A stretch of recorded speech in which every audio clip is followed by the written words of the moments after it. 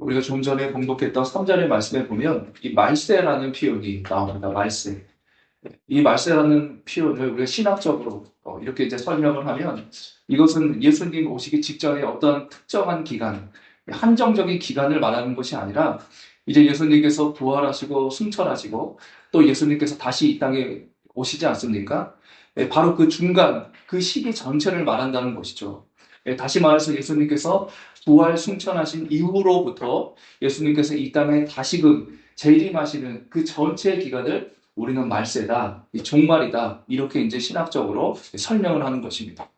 그래서 지금 우리가 살고 있는 이 시대는 이 말세의 시대요, 종말의 시대라고 말할 수가 있는 것이죠. 그런데 우리가 좀 전에 봉독했던 말씀에 보면 이 베드로는 이 말세의 시대에 아주 특징적인 그런 세상의 가치관, 이 두 가지를 이제 설명을 하고 있습니다. 첫 번째는 뭐냐면 이 3절에 보니까요, 자기의 정욕을 따라 행한다라는 표현이 나와요. 자신의 정욕을 따라 행한다. 여러분, 이것이 무슨 말입니까? 쉽게 말씀드리면 이거죠. 자기의 뜻대로 살아간다는 거 아닙니까? 자기가 원하는 대로 살아간다는 거예요.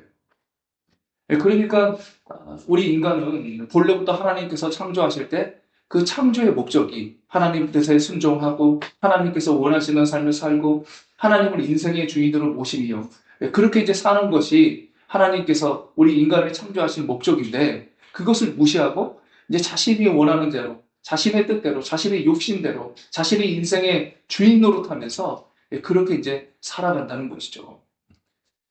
그래서 이것을요, 또 이렇게 이제 한마디로 표현해 볼 수 있을 것 같아요. 자기 중심적인 삶, 자기 중심적인 삶. 여러분, 세상 사람들은 보통 자기 중심적인 삶을 살아가죠. 그러나 우리 그리스도인들은 자기 중심적인 삶이 아니라 언제나 하나님 중심적인 삶, 그리고 타인 중심적인 삶을 살아야 합니다. 이 고린도전서 10장 31절의 말씀에 보면 이런 말씀이 있지 않습니까? 아주 유명한 말씀이죠. 너희는 먹든지 마시든지 무엇을 하든지 다 하나님의 영광을 위하여 하라고 말씀해 주셨어요. 자기 중심적인 삶이 아니라 자기를 드러내는 삶이 아니라 바로 하나님 중심적인 삶, 하나님을 드러내는 삶을 살아야 한다고 했습니다. 그런가 하면 또 한 가지 특징은 뭐냐면요. 하나님 말씀에 대한 그 권위를 부정하고 무시한다는 겁니다. 그것을 우리는 4절을 통해서 확인할 수가 있는데요. 이렇게 얘기를 하죠. 이르되 주께서 강림하신다는 약속이 어디 있느냐. 이것은 재림을 부인하는 거 아닙니까? 심판을 부인하는 거예요, 결국은. 이 땅에 심판은 없다는 겁니다.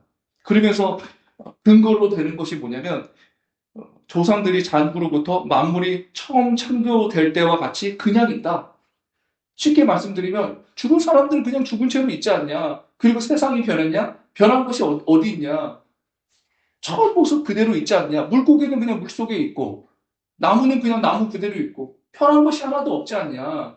그렇기 때문에 이 세상이 심판이 있지 않다. 이 세상은 그냥 영원토록 지금 모습 그대로 갈 것이다. 그러니까 뭐 해라? 마음껏 즐기며 살아라.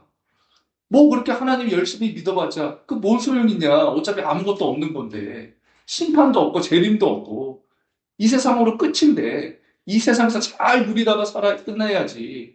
그냥 이 세상에서도 그렇게 고생하면서 그냥 새벽부터 나와서 그냥 잠도 못 자고 그러다가 결국 죽고 나서도 아무것도 없고 그것보다 불쌍한 일이 어디 있냐. 그러니까 제발 그리스도인들이여 정신을 차려라. 지금 세상이 우리를 향하여 이렇게 조롱하고 있는 거 아닙니까? 우리를 향하여 이렇게 유혹하고 있는 거 아닙니까?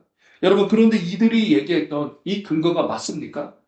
그렇지 않다는 사실을 지금 베드로가 철저하게 이야기를 하고 있잖아요. 하나님께서 이 세상을 처음 창조하시고 나서 이 세상에 홍수 사건이 있었어요. 홍수로 하나님은 이 세상을 심판하셨어요. 모든 것들을 다 심판하셨습니다. 모든 것들을 다 사라지게 하셨어요. 그리고 나서 이 세상은 새롭게 되었던 것이죠.